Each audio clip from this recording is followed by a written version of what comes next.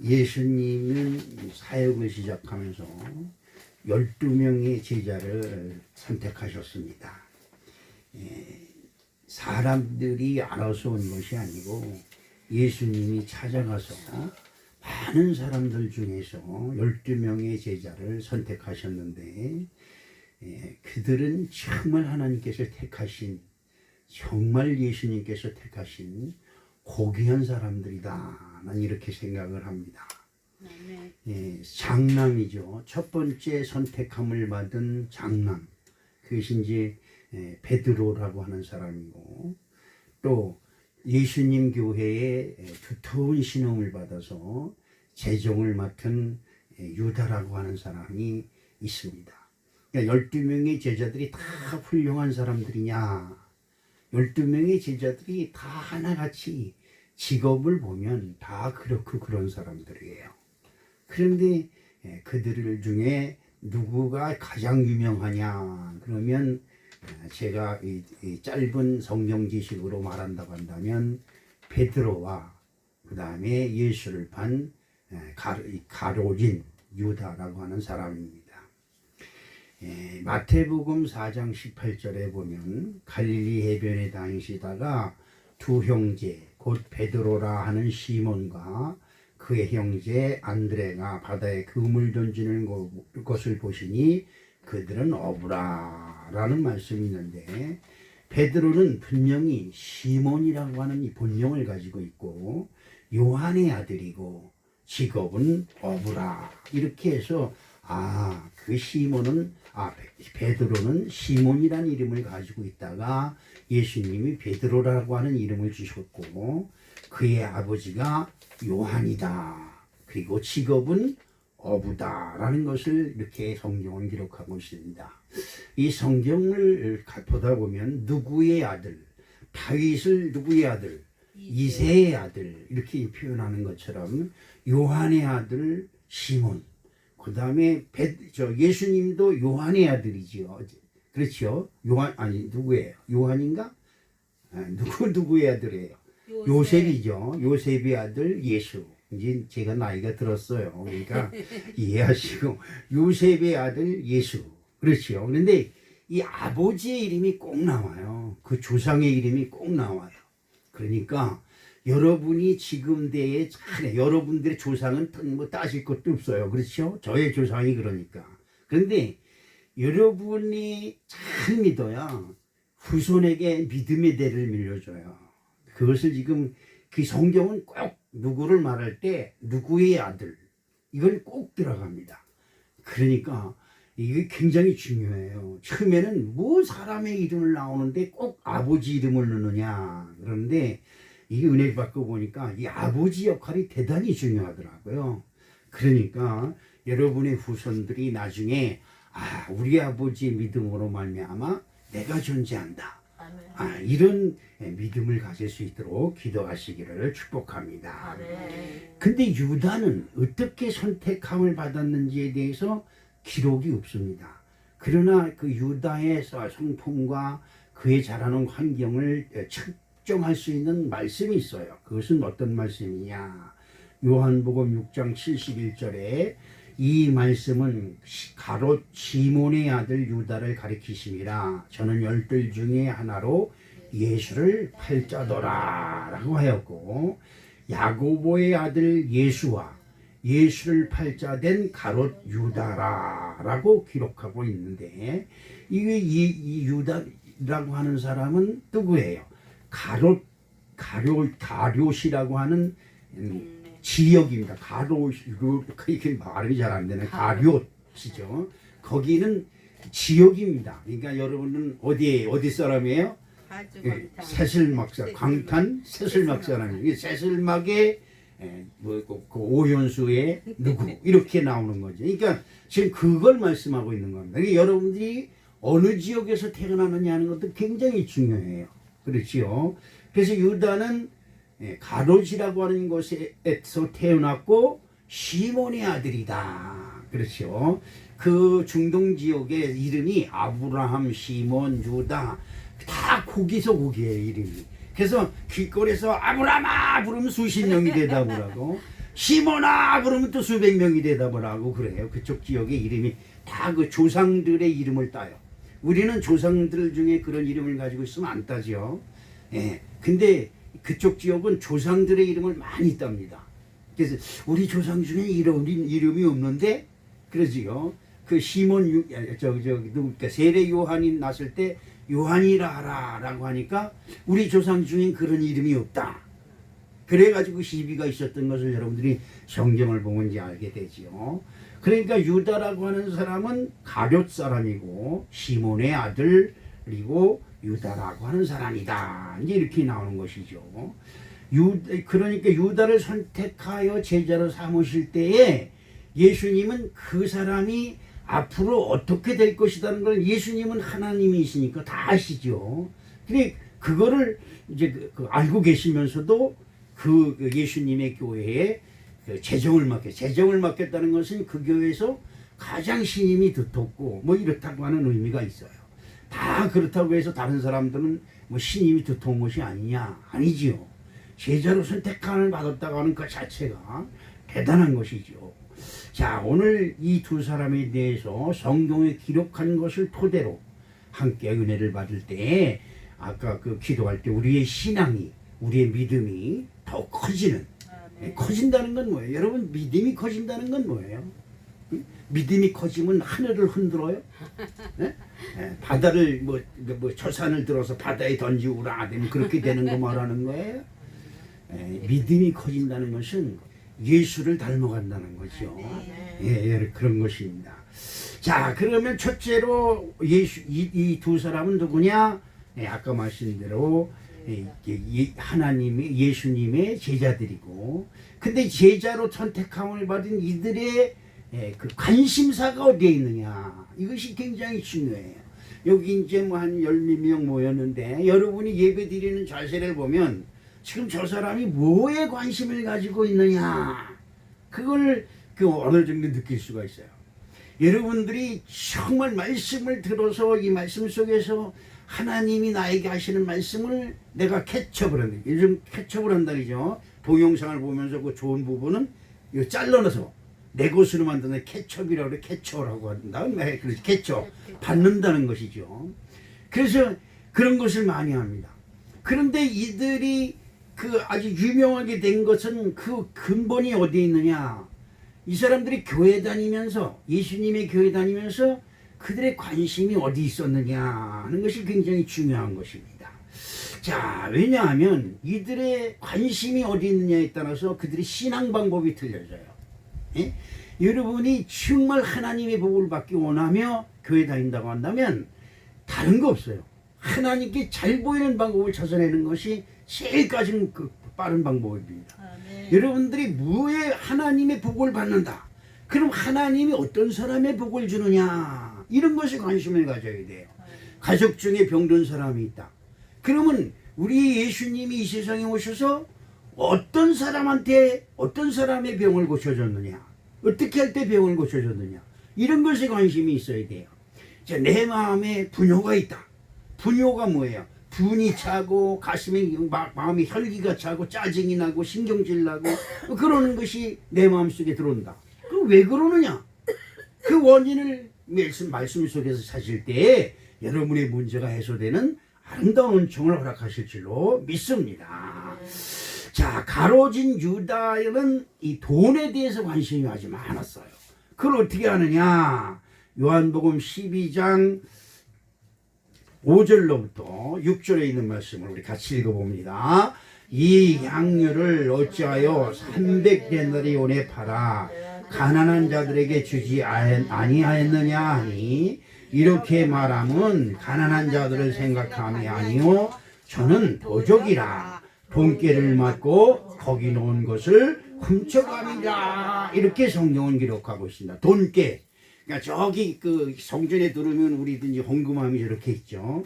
다른 교회는 이제 그 헌금 바구니를 돌려서 여러분들이 앉은 자리에서 하나님께 헌금을 하는 경우가 있고, 우리 교회처럼 저렇게 헌금함을 놓고 들어오면서 하나님께 기도한 후에 헌금을 하나님께 드리고 이렇게 오는 경우가 있고 그런다. 그러면 옛날에는 헌금함이 저렇게 있었어요. 그래서 저기에 그 예수님이 직접 가서 그 헌금하는 것을 보고 계실 때도 있고, 또 그 헌금함을 유다가 그날 그 교회의 재정을 맡은 사람이 헌금함 앞에 앉아 있었어요. 근데 이 유다라는 사람이 그 헌금함에서 몰래 돈을 빼가는 것을 사람들은 모르는데 하나님은 알고 계신 거예요.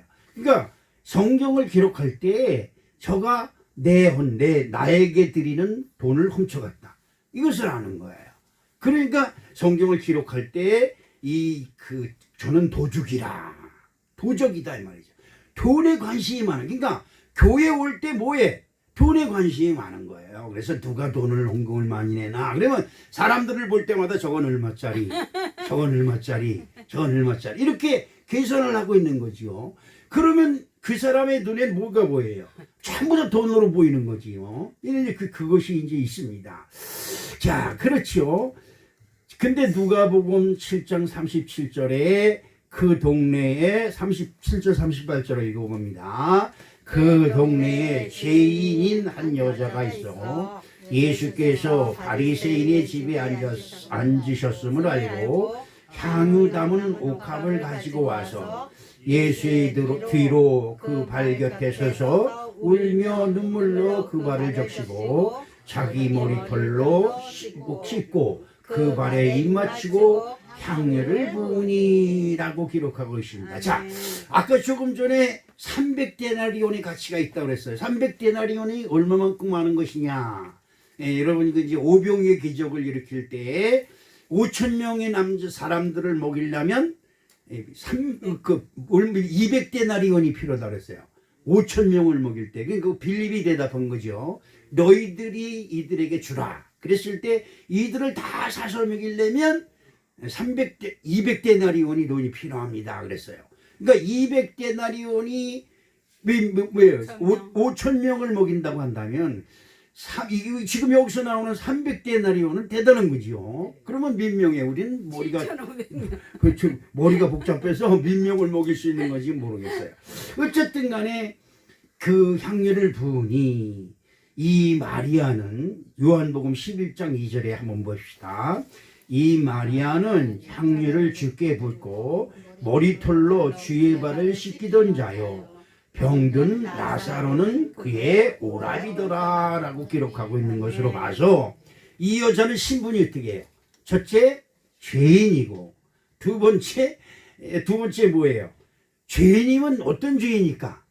예, 그렇죠. 뭐 다른 성경에 보면 뭐 몸을 파는 여자였다, 무슨 뭐 귀신이 들렸던 여자였다, 뭐 세상 사람들이 다 죄인이라고 손가락질하는 걸 봐서 어떤 죄를 졌는지는 구체적으로 기록하고 있지 않습니다. 어쨌든 간에 이렇게 돈을 드리는 것에 대해서 죽었다가 살아난 나사로는 여러분 아시죠?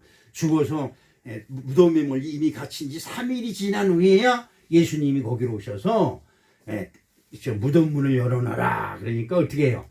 누굽니까? 마리아의 여동생이 누구예요? 마르다지요. 마르다가 벌써 죽어서 냄새가 나는 애들이 썩어간다는 거죠, 시체가. 그런데도 믿기만 하라. 그리고 그 나사로를 살려준 그 나사로의 여동생이 마리아라는 거지요. 여러분 이제 이걸 잘 기억해 보시면 합니다. 한 여인이 헌신으로, 마르다는 예수를 믿질 않죠. 그렇죠? 그 나사로는 예수를 안 믿어요.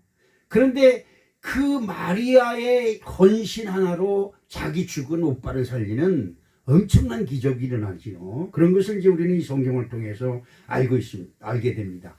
그런데 이 300데나리온의 그 옥합을 깨트린 300데나리온에 팔아서 가난한 자들에게 나눠줄 수 있는 큰 돈, 그러니까 한 7,500명, 우리들이 계산으로 보면 그 7,500명이 식당에서 근사한 밥을 먹을 수 있는 돈을 허비하는 것을 보고 이 마리아는 죄인이라고 기록하고 있지만 이를 헐뜯고 비난한 사람이 누구냐? 바로 유다지요. 유다. 예수님 일보다는 가난한 사람을 먼저 생각하는 것은 어찌 보면 세상적 관점에서는 아주 멋있고 훌륭한 사람이 된다. 아, 저렇게 훌륭한 사람들이 있어야 돼. 그러지요? 그렇지만 이게 문제가 된다. 그 증거는 반면에 예수님은 어떤 관점으로 교회를 다녔느냐. 예수님은 자기 장모를 우선 병을 고쳐주셨어요. 자기 장모의 병을 고쳐주시고 또 베드로가 직접 무리를 걷게 하는 체험을 주셨고요. 그리고 오병의 기적을 일으켜서 배고 굶고 있는 사람들을 5,000명씩이나 먹이고 남는 것이 12바구니가 되는. 여러분 목사님의 전화번호가 뭐예요? 521이에요. 오병의 이적. 남는 것이 12바구니입니다. 이제 그대로 될 줄로 믿습니다. 나도 몰랐는데 어느 목사님이 그래요. 아우 전화번호가 좋네요. 그런데 뭐 전화번호가 좋아요. 그냥 그랬더니 그 오병이의 기적의 전화번호라는 거예요. 여러분 그렇다고 내서부터 521로 바꾸려고 나가서 그러지 말아요. 헷갈리니까. 그렇습니다. 그런데 예수님이 우리들의 관점은 뭐예요? 부자 사람, 잘 나가는 사람, 큰 교회 이런 것만 선호를 하지요. 그런 쪽으로 사람들이 몰리고 다 관심이 가는데 이 예수라고 하는 사람은 어떻게 해요? 늘 가난한 사람, 병든 사람, 소외받은 사람, 어려운 사람, 죽어서 썩어서 송장 냄새가 풀풀 나는데 귀신이 들려서 무덤가에서 그냥 자기 몸을 헤아리고 막 이러는 사람, 이런 데로만 다니는 거예요. 부자가 있는 곳에 한 번도 가지도 않아요. 예? 그런 사람의 베드로는 마음이 혹 간 거지. 야, 저 사람이면 내가 따라다닐 만한 가치가 있다고 생각을 했겠죠. 그렇습니다. 베드로는 예수님이 하시는 사역에 관심이 많았고, 유다는 예수님이 다니는 곳마다 헌신하는 사람들이 많죠. 요즘도 여러분 교회에서 무슨 교회 목사님이 축도할 때 은혜를 받아서 뭐 병이 났다, 못 났다 이렇게 소문만 나면 사람들이 구름같이 몰려요. 근데 그곳에서 조금만 비유가 틀리면 구름같이 빠져나가요. 그것이 요즘도 실상 있는 짓입니다. 그냥 화려하게 밴드를 동원해서 쿵짝쿵짝하고 난리를 쳐요. 많은 사람들이 모여듭니다. 근데 얼마 못 가요. 여러분 그런 걸 알아야 돼요. 그런데 두 번째로 이 사람들은 뭐가 또 동등하냐 하면 예수님으로부터 경고를 받았습니다. 그래서 여러분 교회 다니면서 뭘 해요? 칭찬받기만 하지요. 서희 목사님이 그냥 여러분 모든 범사에 잘 될 것입니다. 두려워하지 말고 믿기만 하세요. 이렇게 합니다. 이건 다 거짓 목사입니다. 그렇지요. 예수님이 선한 목자는 뭐예요? 양들을 위해서 자기 목숨을 버리는 것이 선한 목자라고 했어요. 근데 이 악한 잘못된 그 거짓 목자는 어떻게 해요? 그냥 성도들을 미혹하고 유혹하는 거로만 자꾸 인도를 합니다. 그래서 성도들이 그냥 자기의 말에 미혹이 돼가지고 자기 말에 100% 순종하고 따라오기만을 바라. 그 다음에 뭘 바라요?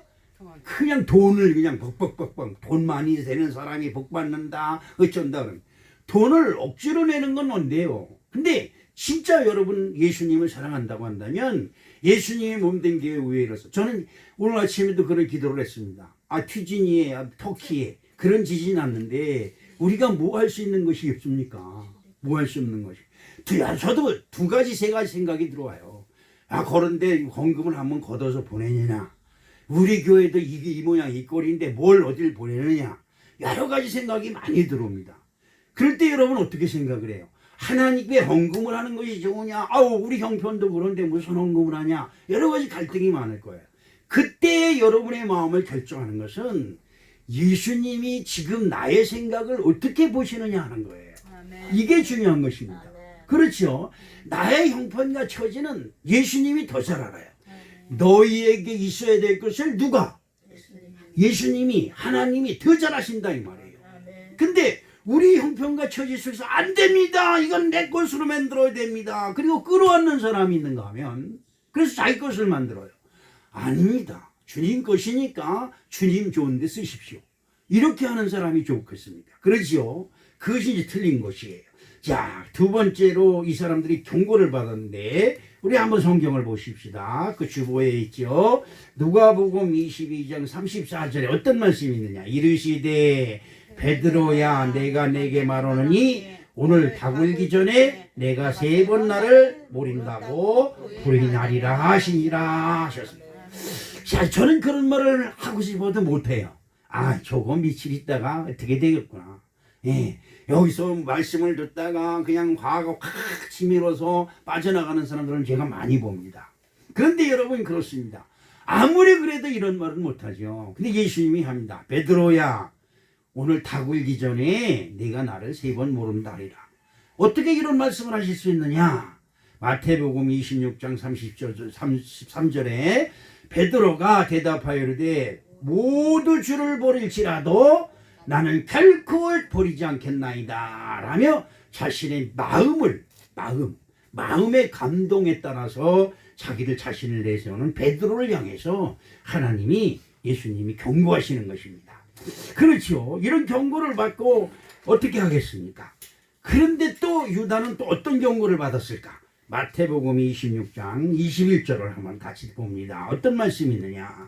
그들이 먹을 때 이르시되 내가 진실로 너희에게 이르노니 너희 중에 한 사람이 나를 팔리라 하시니 라는 말씀은 모든 제자들이 식사를 같이 하고 있는 중에서 예수님이 이제 그런 말씀을 하시는 겁니다. 자, 근데 모든 사람에게 설교를 해요. 근데 이 모든 사람에게 설교를 할 때마다 그 중에 한 사람의 마음에 그것이 탁 찔리는 사람이 있어요. 그렇죠? 예수님이 말씀하실 때, 아이, 설마 내가 어떻게 예수님을 배신하고 그럴까? 여러분, 그렇죠? 예수 믿고 교회 다니는 사람들은 절대 예수님을 배신하지 않지요. 그지요? 그냥 교회가 싫어서 잠깐 멈추고 교회 다니는 거를 멈출 수는 있지만 예수님을 배신하지는 않지요. 우리들의 생각은 그렇습니다. 그런데 이 예수님은 너희들 중에 한 사람이 나를 배신하는 게 아니라 어떻게 해요? 팔아버린다 이 말이에요. 그러니까 예수님 판다는 건 뭐예요? 예수님을 물건으로 생각을 해서 예수님을 장사치처럼 물건처럼 팔아버린다는 거예요. 이게 이제 문제인 것이죠. 그렇습니다. 성도 생활을 잘못하면 예수님의 이름을 팔아서 자기들의 유익을 추구하려고 하는 사람들이 있다는 것이죠. 야, 베드로와 유다는 예수님이 택하신 제자들입니다. 예수님이 베드로와 유다에게 똑같은 경고를 했어요. 너는 다 굴기 전에 나를 3번 하리라. 이 중에서 나를 팔 자가 있느니라. 이런 말씀을 들었습니다. 그런데 여기서 중요한 것이 있습니다. 무슨 말씀을 하든지 듣고 이것은 내게 하신 말씀이구나. 그러면 그것을 듣고 믿고 그것을 내가 잘못한 것이 있으면 고치면 돼요. 그렇죠? 고치면 하나님 말씀에 순종한 것이 돼요. 그렇죠? 순종하면 어떻게 해요? 하나님의 상급이 임하는 것이죠. 근데 말씀을 듣고 불신해요.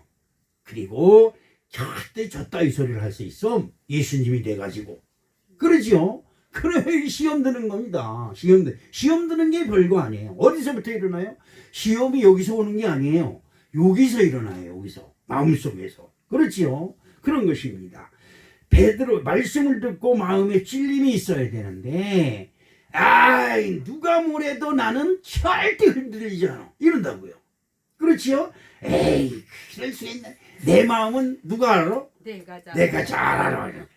그럽니다. 여러분, 자기 자신을 과신하는 거 이건 참 웃기는 얘기예요. 여러분이 정말 세상에서 못 믿을 게 누구예요? 자기 자신이에요. 자기 자신. 내 마음속이 그렇죠. 자, 우리 성경을 한번 찾아보시죠. 성경을 읽어보시죠. 사도행전 2장 37절에 성경 두적거리면 시간이 많이 가니까 그들이 그 말을 듣고 마음에 찔려 베드로와 다른 사도들에게 물어 이르되 형제들아 우리가 어찌할꼬 하거늘 이라고 하는 말씀이 있는데 이는 예수님이 부활하신 후에 성령의 충만함을 받은 베드로의 설교를 들은 성도들의 반응입니다.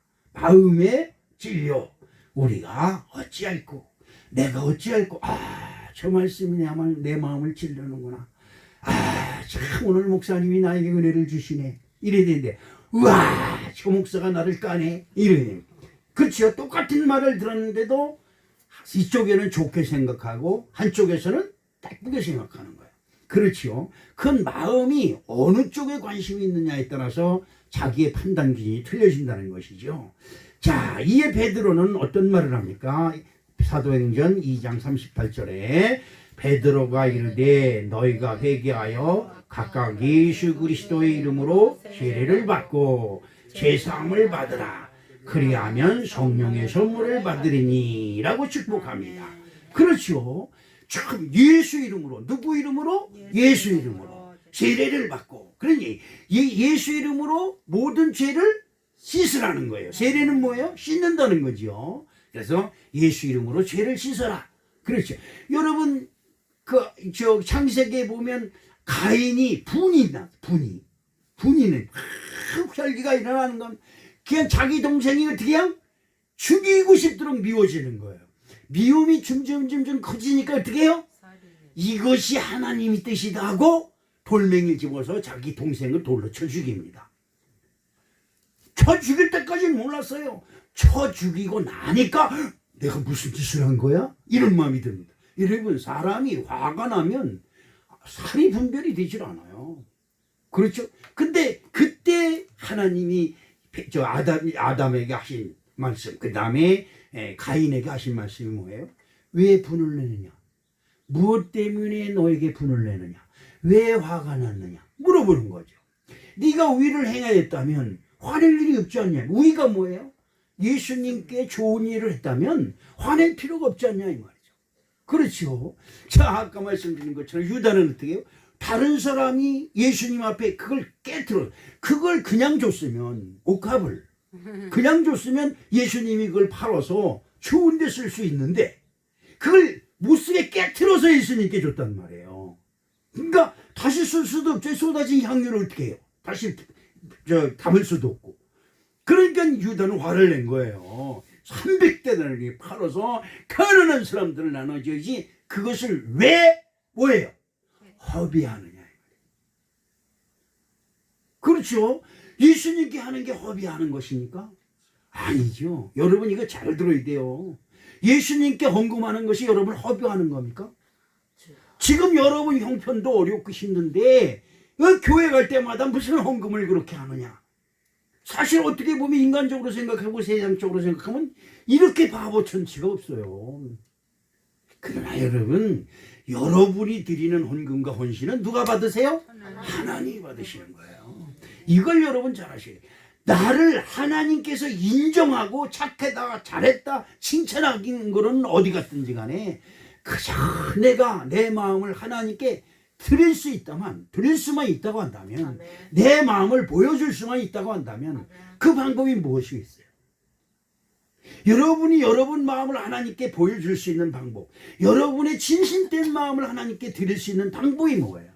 아시는 분은 그 방법을 찾아서 하세요. 화내고 신경질내고 짜증내고 교회 와서 성도들 다 판단하고 있고 목사가 어떻게 저따위 말을 할 수 있어 어쩌고 저쩌고 이렇게 하려면, 그것이 예수님의 뜻이라면 그렇게 하세요. 그것이 복이라고 한다면 그러니 그 예수님이 우리에게 복을 주시겠구나 이렇게 생각한다면 어떻게 할 수가 없죠. 그러나 여러분 이걸 잘 보셔야 돼요. 너희가 각각 하나님의 말씀을 들을 때마다 내가 할 때는 몰랐어요.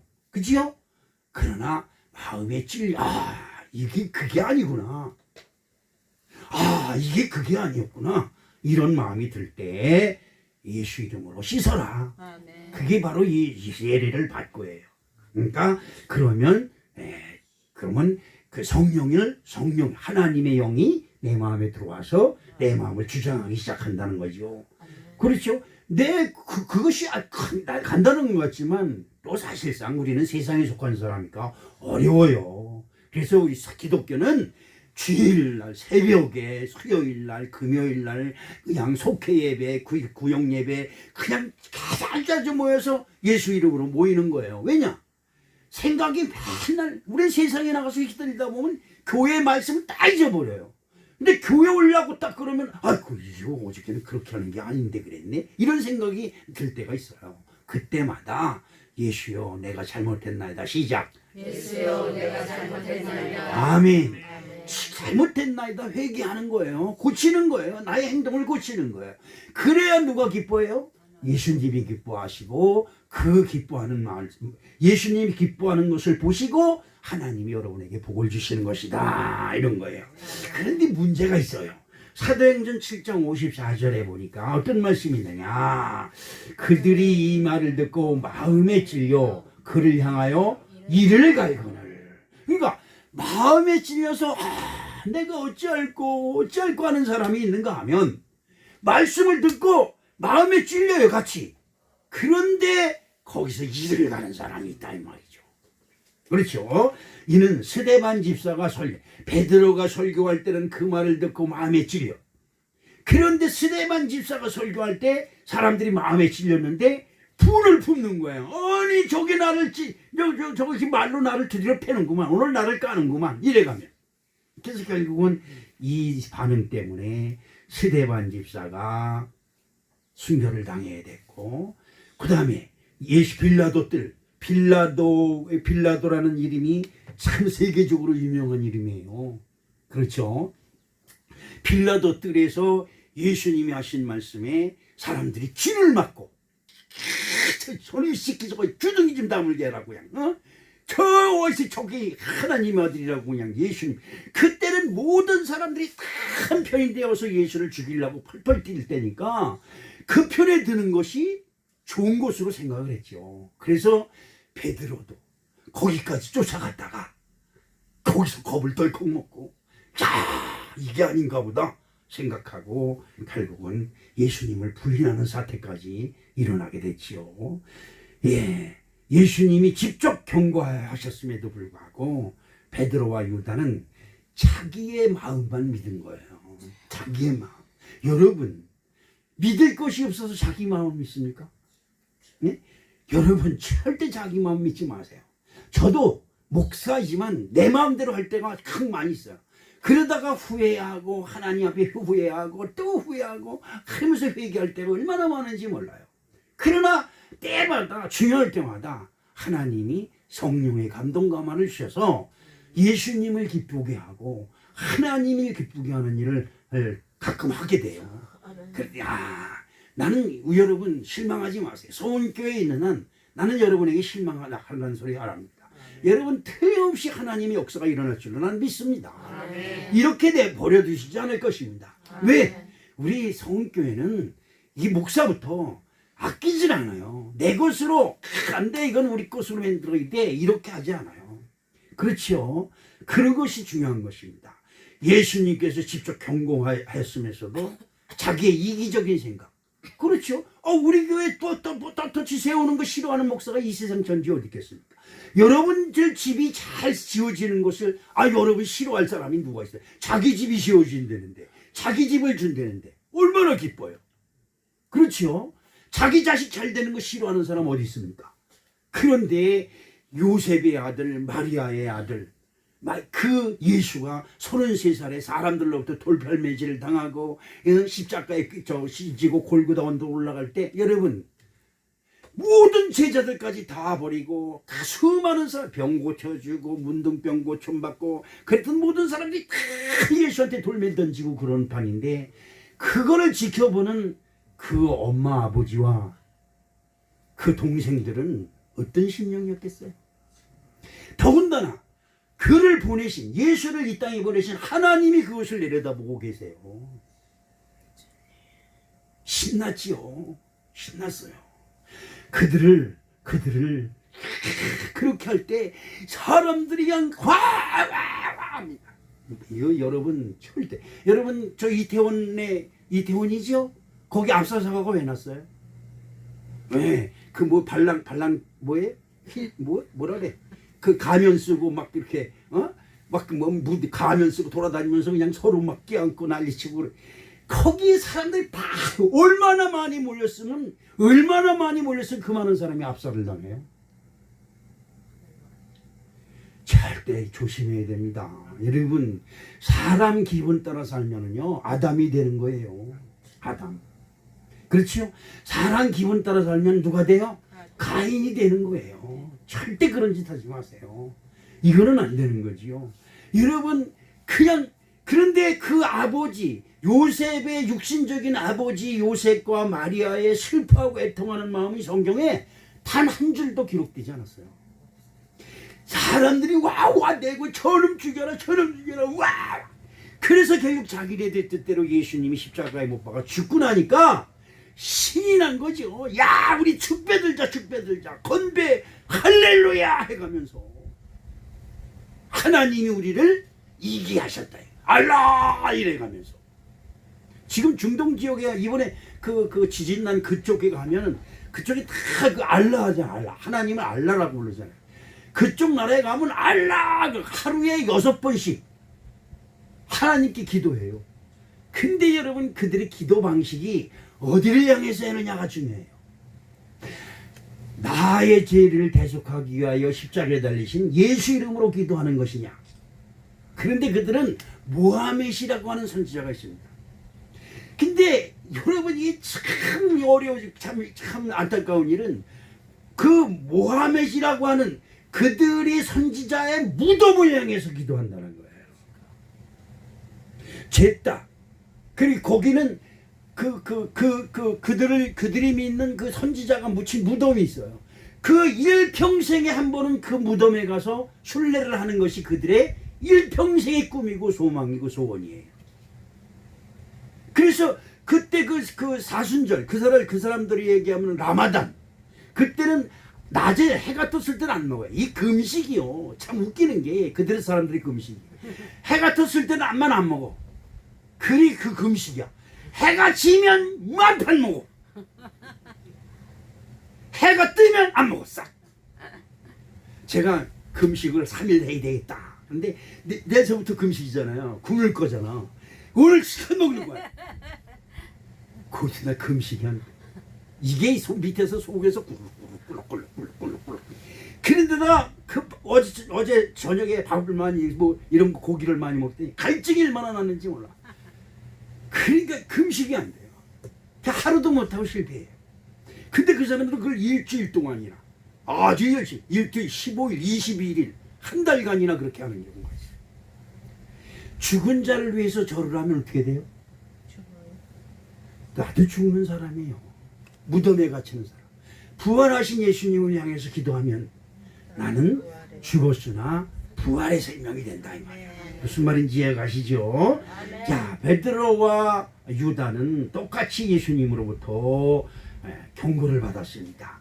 자, 마태복음 26장 14절 15절을 보니까 시작. 그때에 12 중에 하나인 가룟 유다라 하는 자가 대제사장에 가서 말하되 내가 예수를 너에게 넘겨주리니 얼마나 주려느냐 하니 그들이 은 30을 달아주거늘 라고 기록하고 있습니다. 자, 여기서 중요한 것이 있어요. 유다가 예수를 팔으려고 누구한테 갔다? 대제사장. 대제사장님은 그 교회에서 모든 제사를 집권하는 큰 목사예요. 그러니까 유다는 자기가 행하는 것이 누구 뜻이다? 하나님 뜻이다. 알라의 뜻이다 라고 생각을 한 거예요. 이게 여러분 굉장히 무서운 겁니다. 여러분 마음에 미혹의 영이 들어오면요, 아 이것이 하나님의 뜻이고 이것이 하나님이 나의 길을 예비했다 생각을 하는 것이에요. 유다는 자기 마음에 마귀가 역사하고 있음을 알지 못합니다. 그렇죠. 우리들의 마음속에 지금 마귀가 역사하고 있다는 걸 알면 그걸 알고 행할 사람이 어디 있습니까? 예수님이 그래서 십자가에서 죽으실 때 뭐라고 그래요? 저들이 하는 것이 자기네들이 죄가 되는 줄 저들이 알지 못하나이다. 그러니까 우리는 행하고 난 다음에 알아요. 이들 다 벌려놓고 그리고 급할 때 여러분 저렇게 터키처럼 큰 지진이 나서 큰 환난이 닥칠 그때서야 주를 불러야 되는데 여러분 주님을 이름을 부를 때 내 양심에 가책이 없으면 쥐하고 불러줘요. 근데 이게 양심에 뭐가 걸리는 게 있으면 주님 진짜 얼굴이 쪽팔려서 주님의 이름 부를 수도 없어요. 그 시험 드는 사람의 첫 번째가 뭐냐? 기도를 하긴 하는데 기도를 못해요. 왜? 마음속에서 이게 탁탁탁탁 막히거든요. 간단합니다. 풀면 돼요. 네가 땅에서 풀면 어디서? 하늘에서 풀릴 것이요. 왜 기도가 안 됩니까? 기도해야지요. 기도가 안 되는 것을 위해서 기도해야지요.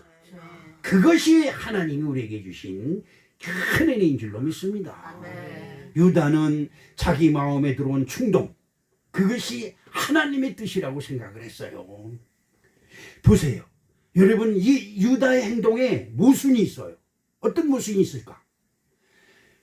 어느 여인이, 정말 죄 많은 여인이 자기 시집갈 때 가져가려고 했던 천재산인 300데나리온의 돈을, 그거 옥합을, 향유를 예수님의 발에다 붓고 자기 머리카락으로 예수님의 발을 닦입니다. 그걸 보고 유다가 화를 냅니다. 어떻게 그걸 벌어서 300데나리온이나 벌어서 7,500명을 먹일 가난한 자를 도울 수 있는데 왜 그것을 허비하냐고 그랬더니 큰 소리 치면서 그 세상 주변에 있는 사람들일 땐 저 사람 훌륭하다고 그러죠. 여러분 그래요. 여러분들이 말하는 소리를 주변 사람들이 그렇게 인정해주고 그럴 때가 여러분 기분이 우쭐해지고 좋을 수가 있습니다. 그런데 과연 세상 사람들은 인정해도 내 말을, 내 생각을, 내가 행한 것을 하나님이 인정해 주느냐 이 말이에요. 그런데 그렇게 야단쳤던 유다는 어떻게 해요? 자기 자신 자기도 모른다고 그 예수님한테 자기 재산을 바치는 게 아니라 예수님을 팔아먹어요. 은 30냥에. 은 30냥이 얼마나 되냐? 저도 사실 목사이면서도 이걸 몰랐어요. 근데 인터넷에 보고 이것저것 보니까 그때 당시 남자의 종, 노예. 여러분 노예 시장 알죠? 노예 옛날에는 그거 많았죠. 이렇게 묶어놓고 와서 경밀 불러요. 야, 얘 얼마 이거 이빨도 튼튼하고 다리도 튼튼하고 이 허벅지 좀 보라고 이래가면서. 그런데 그때 튼튼한 노예 한 사람의 값이 은 30냥이래요. 그러니까 사람이 보면서 저건 얼마짜리 헌금을 내면서 저건 얼마짜리 이렇게 계산하던 그는 예수님을 종, 노예 한 사람의 값으로 생각을 한 거예요. 그러니까 다른 사람이 예수님께 자기 재산을 털어서 헌금하고 은신하는 것은 저건 못된 것이다. 저게 어떻게 사람이 저렇게 밀어낼 수 있느냐고 손가락질했던 유다의 손가락이 그 예수를 팔아서 자기의 목을 챙기는. 그렇죠. 여러분 교회에서는 내 목이 없어요. 내 값어치가 없어요. 나는 예수님 앞에 진짜 세상에 굴러다니는 건부락보다 못해요. 왜 그러느냐? 말만 입만 열 번 끝하면 죄를 져요. 마음에서 품은 것이 나오기 때문에 그래요. 근데 마음에 품은 것이 뭐예요? 처음부터 끝까지 죄악으로 가득해. 그래서 어떻게 말만 꺼냈다 하면 저거는 잘못됐어. 저거는 되게 잘못됐어. 저거는 어디 저래. 이러고 있어요. 교회에서 그러면 아주 다른 사람들한테 존경을 받고 야, 저 사람 대단하다 그럴지 모르지만 아닙니다. 그것은 별로 좋지가 않은 거예요. 만사가 잘 돼요. 하나님의 뜻을 떠나 자기 뜻대로 행하는 사람들이 공통점이 뭐냐? 야, 잘 풀린다. 신난다. 야, 기분 좋다. 야, 내가 그러길 잘했어. 여러분 예수 쫓아다녀봐야 뭐예요? 맨날 예수 심부름만 하다가 예수를 은 30냥에 팔아버리니까 어떻게 해요? 현찰이 30냥이 들어온 거예요. 얼마나 기뻐요. 신이 나고 좋지요. 야, 하나님이 나에게 이렇게 수지도 맞춰주시는구나. 이렇게 생각을 했을 것입니다. 여러분 그런데 유다가 자기의 잘못을 깨닫는데 시간이 그렇게 오래 걸리지 않아요. 마태복음 27장 3절을 한번 읽어볼까요? 그때에 예수를 판 유다가 그의 정죄됨을 보고 스스로 뉘우쳐 그 은 30을 대제사장들과 장로들에게 도로 갖다 줬어요. 예수님이 환난을 당하고 고난을 당하고 십자가를 지금 골고다 언덕을 올라오며 피치 흘려대고 그런 것을 보니까 양심의 가책을 받는 거예요. 그렇죠. 광탄중앙교회 광탄에 들어오면서 첫 번째 언덕 위에 탁 뜨면서 광탄중앙교회 진짜 뭐 세상적으로 말하면 명당짜리 같아요. 진짜 멋있어요. 광탄에 탁 들어오면 앞에 광탄중앙교회 딱 있어요. 거기 장로로 있다는 게 얼마나 영광스러운 거예요. 그렇죠? 근데 이 장로가 맨날 하는 짓이 목사 쫓아내는 일. 그 교회는 그래도 민주적으로 이번에 그 젊은 목사가 들어와서 그 오랜 전통과 군습에 젖었던 그 교인들을 버릇을 고쳐놨어요. 어떻게 고쳤느냐? 그전엔 장로 밑사람이 결정해가지고 목사를 내쫓았는데 이번에는 전 교인이 모여서 투표를 하게 만들어놨어요. 그런데 여러분 투표하면 누구 편이 많을 것 같아요? 당연히 장로표가 많을 거라 생각을 한 거예요. 그 장로님 부부가 가서 그냥 투표하는 날 한복을 다 차려입고 부부가 길 앞에 생전하지 않는 짓을 한 거예요. 그냥 어서 와라 끼가 앉고 그냥 뭐 그냥 너니 아니 뭐 이렇게 언니 오빠 동생 해가면서 목사가 그걸 보는 마음이 얼마나 가슴이 아팠겠어요.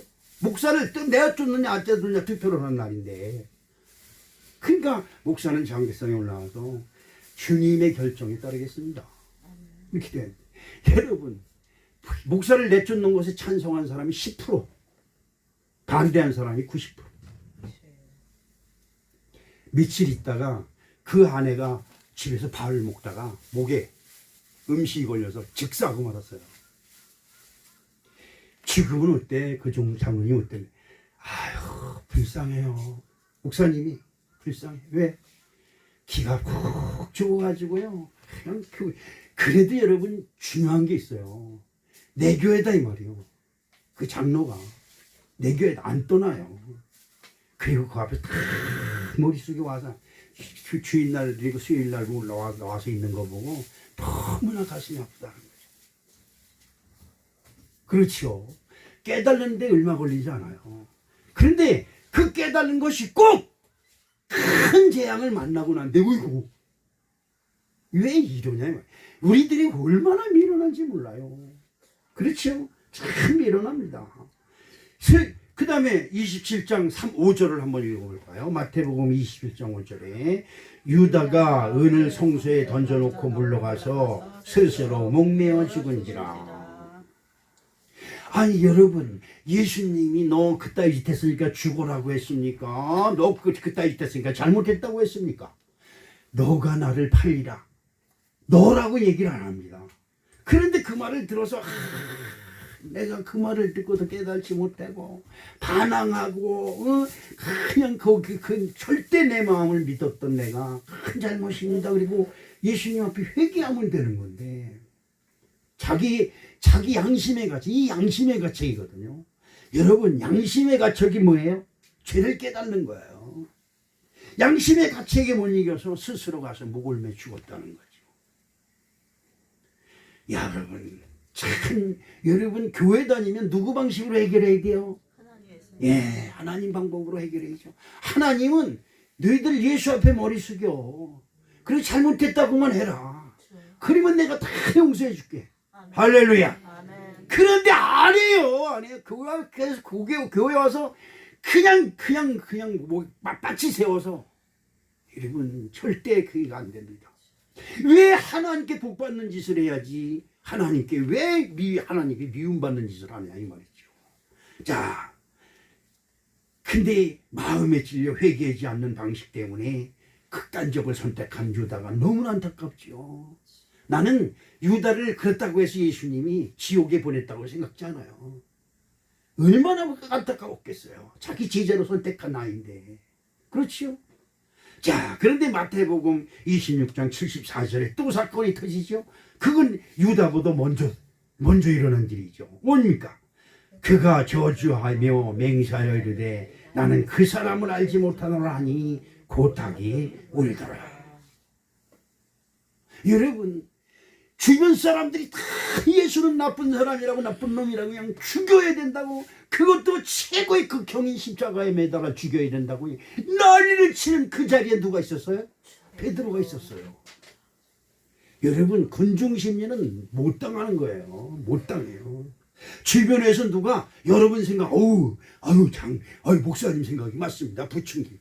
나는 집사람이나 부추기 교회에 대해서 이렇게 저렇게 하면 시끄럽지 못해? 아이 말도 못해요. 집사람이 한 게. 목사는 나야. 당신이 목회하는 것 같이 이러쿵저러쿵 하지 마. 나는 하나님께 기도하고 하나님께서 내게 주시는 용량대로 난 목회할 따름이야. 사람들이 내게 뭘 하는 것을 기울이지 마. 그런 거 들으면 사람들 비유 맞추고 사람들 기분 좋게 하려고 하면 요 작은 교회지만 못해요. 할 수가 없어요. 사람이 사람의 비유를 어떻게 맞춥니까? 솔직히 고백할게요. 난 내 마누라 비유도 못 맞춥니다. 내가 난 자식들 비유 못 맞춥니다.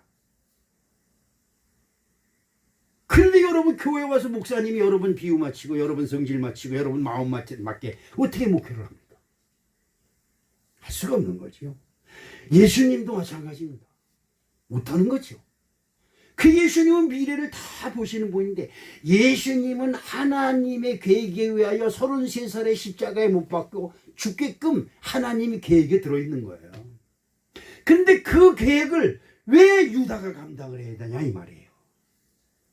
왜 나쁜 짓을 왜 내가 감당을 해야 되느냐 이 말이에요. 그렇죠? 아니 내가 축복받는 길 아브라함의 길을 가야지 왜 저주받는 왜 이스마엘의 길을 가느냐 이 말이에요. 그렇죠? 나는 그것이 여기 문제입니다. 자, 자기의 마음을 믿었던 베드로, 나의 믿음이 어떤 거냐? 다 주를 버릴지라도 나는 안 버립니다. 큰 소리 쳤죠. 그런데 여러분 그가 저주하며 맹세하고 결단코 나는 예수를 모른다. 난 저런 인간을 모른다. 그리고 도망갑니다. 그들이 더 그렇게 말할 때에 자기 심령에서 양심이 요동을 치는 거예요. 세 번째, 한 번째, 두 번째는 그냥 그런 대로 넘어가는데 세 번째 그렇게 할 때에 마음에 양심에서 요동이 치는 거야. 너 베드로, 너 어떻게 그럴 수 있어? 양심에서. 그러니까 그 자리에 더 이상 못 있고 밖으로 나갑니다. 나는 여기 있는 수탉들 존경합니다. 새벽에 올 때마다 울어요. 그때마다 그래 니들이 울어야 내가 회개하지. 그럼 난 그런 생각을 갖습니다. 자기 자신을 믿었던 사람이 닭의 울음소리에 심장이 꽉 묻히는 거예요. 찔림이 조금씩 일어나 양심에 같이 있던 사람이 닭 울는 소리에 소름이 쫙 끼치는 거예요. 그때 예수님의 생각이 예수님의 말씀이 생각나서 내가 그렇구나. 결국은 내가 그 일을 해버리고 말았어. 그 결국은 뭐예요? 3번 예수님을 부인하고 말았구나. 그 말을 들었을 때 절대 그러지 않게 주여 도와주시옵소서. 어떻게 나한테 그런 일이 있을 수 있습니까? 이렇게 했어야 되는데 나는 내 자신을 내가 잘합니다. 나는 절대 그러지 않습니다. 라고 했던 베드로. 예수님을 믿은 게 아니라 누굴 믿었어요? 자기 자신을 믿었어요. 여러분 자기 자신을 믿는 게 얼마나 어리석고 미련해요. 응? 그렇죠? 수탉이 울음소리에 베드로의 심령이 팍 때려지는 겁니다. 큰 충격이 오는 거죠. 이게 뭐야 이게 뭐야 이게 뭐야. 여러분 이럴 때 유다처럼 가서 나 같은 놈은 죽어야 돼. 그렇죠. 나 같은 놈은 죽어야 돼. 이런 생각 많이 할 때 있죠. 네, 가족들이 내 마음에 안 들게 할 때, 여러분 마음대로 되지 않을 때, 여러분 모든 것이 갑갑하고 답답할 때 나 같은 건 죽어야 돼. 저도 그런 생각 많이 했어요. 그것이 내 인생을 해결하는 방법일까요? 오늘 베드로는 누가 더 나쁠까요? 베드로고 유다 중에 우리가 판단하는 건 죄송스러운 거지만 누가 더 나쁠까요? 예, 많은 사람 앞에서 예수를 부인한 베드로가 더 나쁜 놈이죠. 많은 사람 앞에서 자기 자신을 다 주를 버릴지라도 나 안 버리겠다고 다 장담했던 사람이 베드로잖아요. 그런데 유다는 솔며시 가서 다 대제사장들한테 삭살해가지고 은 30냥을 받고 예수가 있는 곳을 그 군병들을 깨우고 그게 예수가 기도하는 곳, 자주 기도하는 곳으로 데리고 갑니다. 유다는 자기 이득으로 은 30냥이라는 거금을 받고, 여러분 돈에 장사 없다 그러지. 돈에. 네? 돈에 장사 없어요. 돈 준다고 해봐요. 여러분 얼마 주면 교회 안 나오겠어요? 나 물어보는 거예요, 솔직하게. 여러분들이 원하는 돈이 있으면 적어서 내요. 나 교회 떠나겠습니다. 저는 내가 그걸 위해서 날마다 교회 오면 그 사람이 미덕을 주면 교회 떠난다고 하니까 주십시오. 기도해 줄게요.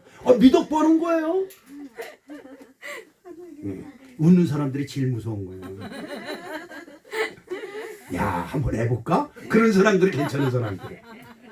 에이, 그런 사람들은 가서 절대 무슨 마음을 먹는 거야? 그리고 자기 자신을 꾸짖어요. 근데 이 웃는 사람들은 옳았구나, 때다. 그렇습니다. 여러분, 이제 말씀을 맺습니다. 신명기 30장 15절을 한번 보십시다. 어떤 말씀이느냐? 보라, 내가 오늘 생명과 복과 사망과 화를 내 앞에 두었나니.